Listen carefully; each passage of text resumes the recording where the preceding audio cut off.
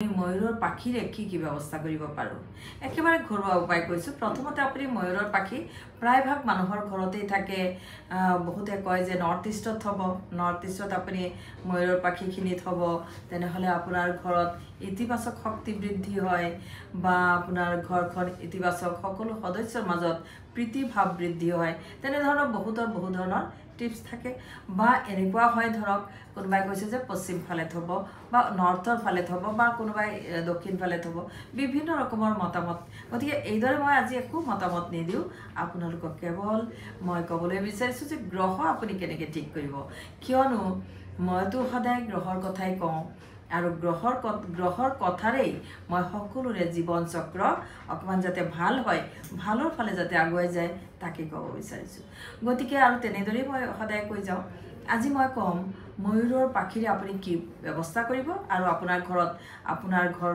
ইতিবাচক কৰিবলৈ আপুনি কি কৰিব গতিকে কিছুমান বিশেষ নিয়ম মই আজি জনাম একেবাৰে সহজ সৰল ময়ূৰৰ পাখি যদি আপুনি সৰিয়হৰ তেলত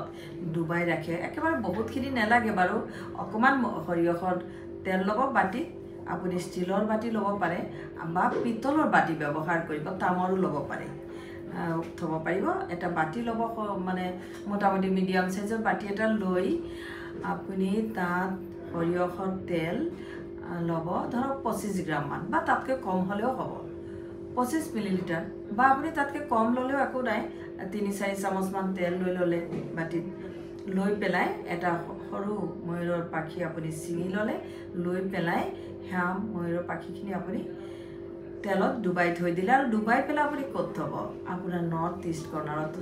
কৰ্ণাৰত আজিকালি যিহেতু বাস্তুমুখী হৈছে আমাৰ সমাজখন প্ৰতিজন ঘৰৰ মানুহে সদায় নিজৰ বাস্তু ঠিক কৰি ল'বলৈ বিচাৰে আৰু সমাজখনেও গ্ৰহণ কৰি আহিছে গতিকে আমি এই যে বাস্তু আৰু জ্যোতিষ ইয়াৰ কিন্তু দুইটাই একেবাৰে ওচৰা-ওচৰি সম্পৰ্কিত গতিকে বাস্তুৰ লগত জ্যোতিষৰ ওতঃপ্ৰোত জড়িত আৰু ইয়াৰ ফলটো একেই হয় গতিকে আমি বাস্তু অৰ্থাৎ আমাৰ ঘৰখন আমি কিদৰে মেনেজ কৰিব লাগিব ঘৰখন আমি কিদৰে সজাই ল'ব লাগিব কোন বস্তু ক'ত থলে ভাল কোন বস্তু কোনফালে নিৰ্মাণ কৰিলে ভাল গতিকে আপুনি বাস্তুখিনিও জনা উচিত বাস্তুৰ বিষয়ে মই বাৰু আগলৈ আপোনালোকক বহুত ভাল কথা মই লৈ আহিম আৰু আপোনালোক নিশ্চয় উপকৃত হ'ব এতিয়া আপুনি ধৰক মিঠাতেলৰ বাটি আপুনি যি থলে আৰু তাত ময়ূৰৰ পাখি আপুনি তিয়াই থলে তেলত আপুনি ডুবাই থলে হে আপুনি নৰ্থ ইষ্টতে স্থাপন কৰিব নৰ্থ ইষ্টত স্থাপন কৰিলে আপোনাৰ যি গ্ৰহ দেৱতাৰ কৃপা লাভ হ'ব আৰু আপোনাৰ মিঠাতেলত থোৱাৰ বাবে আপোনাৰ কোন গ্ৰহ ভাল হ'ল শনি দেৱতা শনি হৈছে ন্যায়ৰ দেৱতা ন্যায় বিচাৰ যোনে কৰে প্ৰত্যেকৰে জীৱনত পাপ কাম আৰু ভাল কাম দুইটাই থাকে আমি জানি বুজি যিবিলাক পাপ কাম কৰোঁ তাৰ কাৰণে শনিয়ে আমাক দণ্ড দিয়ে